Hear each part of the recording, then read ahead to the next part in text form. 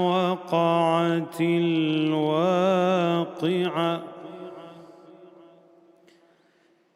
ليس لوقعتها كاذبة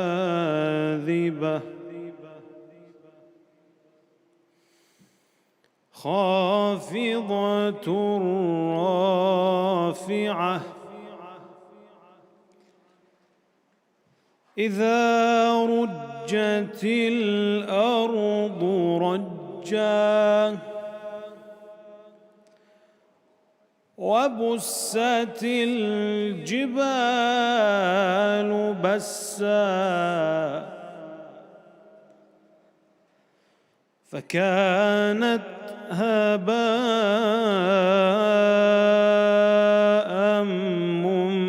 منبثا وكنتم أزواجا ثلاثة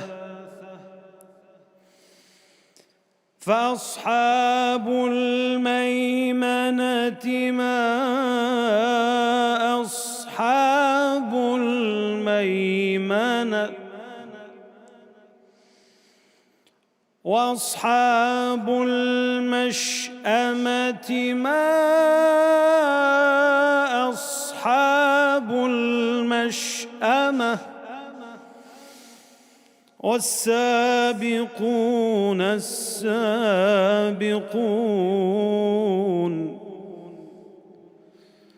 أولئك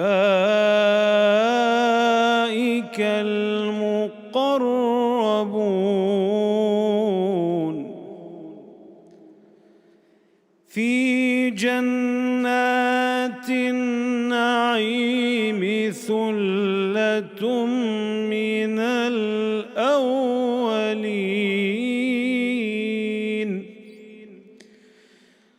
وقليل من الآخرين على سرر موضونة متكئين عليها متقابلين صدق الله العلي العظيم. صلوا على محمد وآل محمد.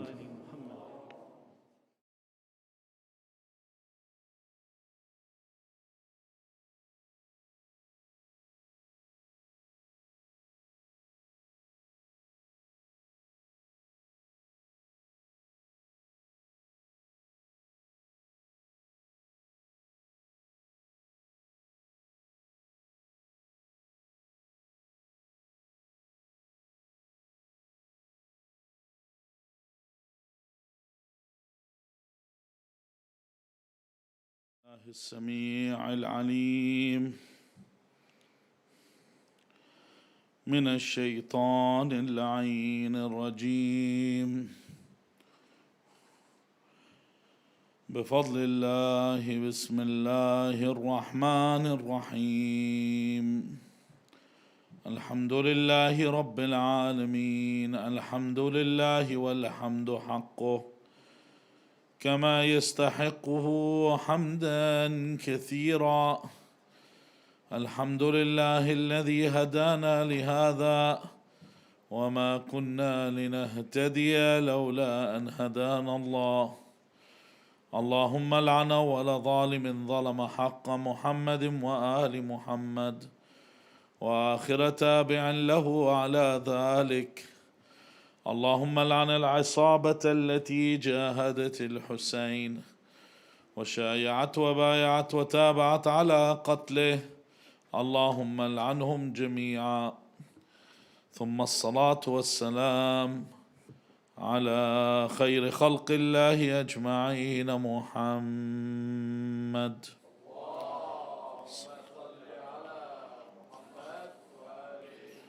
وعلى أهل بيته الطيبين الطاهرين واللعنة الدائمة على أعدائهم أجمعين. قال الله العظيم في كتابه الكريم بسم الله الرحمن الرحيم أم يحسدون الناس على ما آتاهم الله من فضله, or do they envy the people for what Allah has given them of His grace?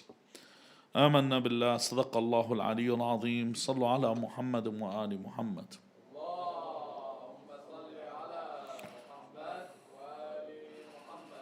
Tonight we are gathered to commemorate the death of a lady of a grand status whose name was Fatima bint Huzam al-Kulaybiyya, also known as al-Banin. Firstly, we will look at who she was and why is her status so elevated, and why is she a subject for the rejection of some, and why the remembrance. Within this, we'll also look at an important component that she embodies, which is necessary and essential for every Muslim to fulfill. Firstly, her story, as she enters historically into our lives, comes from a moment where Amir al-Mu'mineen Ali ibn Abi Talib alayhi salam makes preparations for the prophecy of Rasulullah, which is the martyrdom of Abu Abdullah al-Hussein alayhi salam. This isn't something that happened out of thin air. This is something that has been prophesied, as had been the prophecy of the birth of Rasulullah Muhammad sallallahu alayhi wa alihi wa sallam.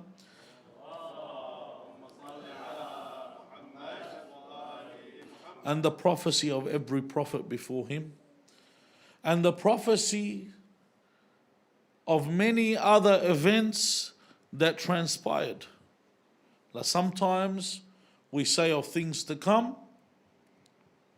or things that could possibly happen, but then there are things that hatmi, things that will happen, where Rasulullah sallallahu alayhi wa alihi wa sallam would say to the people, and he would mention it, and it was often narrated that his son Abu Abdullah al-Hussein would be killed by his nation. So Amir al-Mu'mineen Ali ibn Abi Talib alayhi salam goes towards his brother Aqil and says to Aqil, and you've heard this story many times, you hear it every time when you hear about the martyrdom of Abu Fadl Abbas or his brothers, you hear this story. Why do you hear this story? Because its relevance and its importance, that Imam Amir al-Mu'mineen made preparations for the day of Ashura. And this is something for us to make preparations for the rise of our master Al-Hujjat ibn al-Hasan al-Mehdi arwahuna fidah. So what did he do? He went to his brother, who was someone that was knowledgeable in Ansab al-Arab. He knew ancestry of the Arabs. And he asked him, see, a few things we need to understand, I'll go over them. With this story, there are three very important points we need to understand.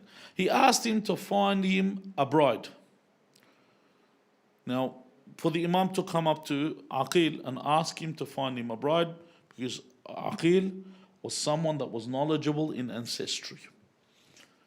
Now, when we look at the Imam salawatullahi wa salamu alayh, there's nothing that can be compared to the 14 Masums. As when Imam al-Sadiq alayhi salam, when he mentions the Ashhur al-Hurum, he mentions that they are the Ashhur al-Hurum, Dhul Qa'dah, Dhul Hijjah, Muharram, and Rajab. And then someone asks to Imam al-Sadiq, asks Abu Abdullah al-Sadiq, he says, what about Shahru Ramadan?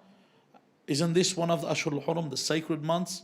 And the Imam says, Shahru Ramadan is like us Ahl al-Bayt. It can't be compared to anything else. In other words, لا يقاس بآل محمد من أحد. اللهم صل. No comparison. I cannot measure against any of the infallibles. Says there's nothing that I can even think of. So why would Amir al-Mu'mineen, whose status is so high, come and ask Aqil to find him a wife? This is something important in our lives. For us, firstly, when al-jahil bis'al al-alam, that someone that doesn't understand something turns towards the alim. Amir al-Mu'mineen is not jahil. Amir al-Mu'mineen is alim. He's not ignorant, he's a scholar. So why would he ask scholar? So that we don't take any profession lightly. Someone has a profession and understanding, we respect the knowledge that they have with this. The Imam could have done all this without proxies, isn't that right? He's the Imam. Hujjatullah ala al-khalq. Allah's representative to creation. But we know that Sunnatullah is to use proxies. Allah Azza wa Jal, with everything there's a proxy. Isn't that right? He tells us we do sujood towards the Kaaba. That's a proxy. He wants us to get our sustenance. Allah creates the rain. Through the rain, we get our sustenance. Everything there's some kind of proxy. Even when our souls are removed, they're removed through what? Through angels. Proxies, once again. Even when Amir al-Mu'mineen Ali ibn Abi Talib alayhi salam was struck by Abdul Rahman ibn Muljim al-Muradi, and he was, after being struck, he said, okay, bring along one of the known surgeons at the time. And when they brought him to check the wound of Amir al-Mu'mineen, people turn around and say, all right, why didn't he use Turbat al-Hussein? Why didn't he put his hand on it for it to heal? You know, these people that have these points that they bring from. Why didn't Amir al-Mu'mineen, if he can heal everything, why didn't he touch his head to heal his head? They'll have these questions. These same people, simple, when they read the Quran, it says, وَاسْتَعِينُوا بِالصَّبْرِ وَالصَّلَاةِ. You know what the Quran says? وَاسْتَعِينُوا, seek help with what? With sabr and salat. So next time they want to build a house, let them call their prayers to come and help them build a house. Because they shouldn't get help from anybody else, but their prayers and patience. Because if they want to be literalists when it comes to everything and follow things in a literal manner, and in that manner, and not understand that there is a way that the Lord works. Allah works in a certain way. Even when you're ill, you're supposed to seek medical attention and you're supposed to seek medicine as we have been taught. And as we know, Allah Azza wa Jal, إِذَا قَضَى أَمْرًا فَإِنَّمَا يَقُولُ لَهُ كُنْ فَيَكُونُ. But He used proxies. He could do things instantaneously. However, He created the heavens and the earth, He said that the ayyam, in 6 periods of time. 6 periods of time He created the heavens and the earth. So the first reason for Amir al-Mu'mineen to ask Aqil that we can learn to find him a bride is for us to seek advice, because a fool is his own counsel. For us to seek advice of those that are professionals in the fields. The second, he taught us what to look for in a bride. To look for certain criteria. There's a lot of things, but he gave us an aspect. He's teaching us an aspect. Don't look at the one that has the most views on Instagram. Don't look at the one that turns the most heads. Don't look for the trophy wife. He mentions something that a lot of people don't look at. Where is this female from? From which family? And if you know, especially with the Arabs, we have a thing, it's called pedigree. It's big in the Arab world. It's big. Hey, bint fulan is a big thing. It's not a small thing. This is the daughter of so-and-so. She has a great value and a great status and a great position in the eyes of what? The community. Because they're known, this family, to have such, and especially amongst the Arabs, it's a big thing. It's very big, the pedigree. What does that mean? Does that mean that it is a thing of concern for marriage, like as in when it comes to where they're from? It is a concern on a religious side, especially when on a religious side it's a concern, but also when I'm looking for certain characteristics in marriage.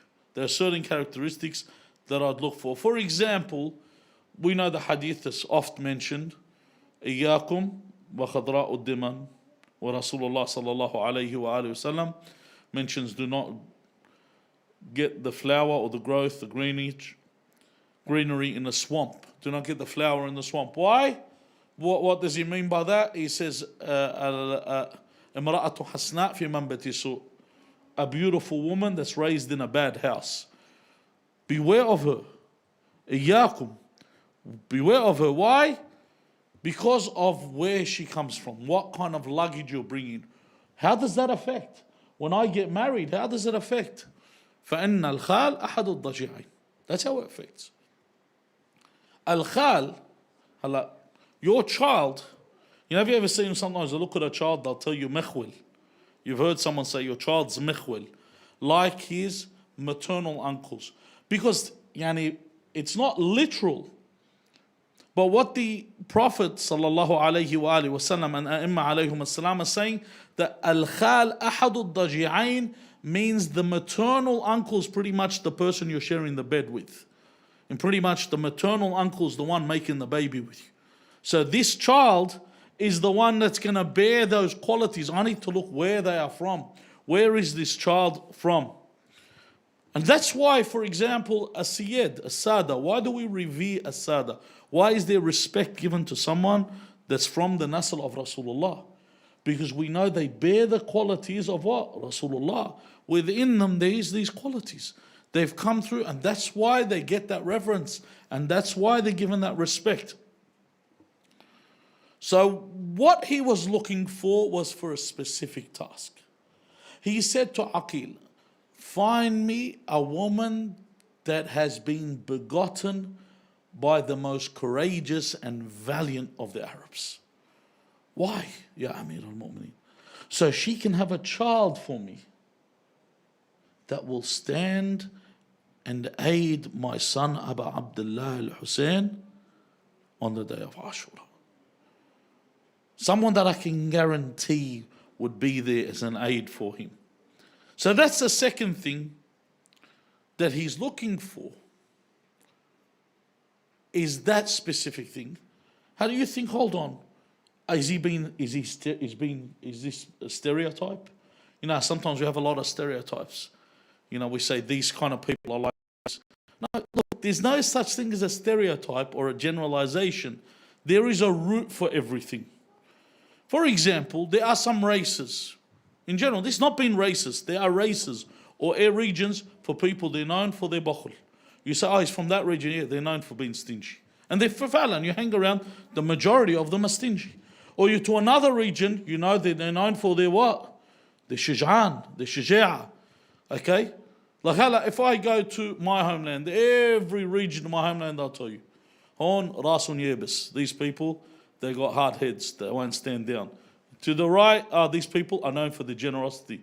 Hon, Trinatun Taibi, these people are from, but this does not mean that I'm saying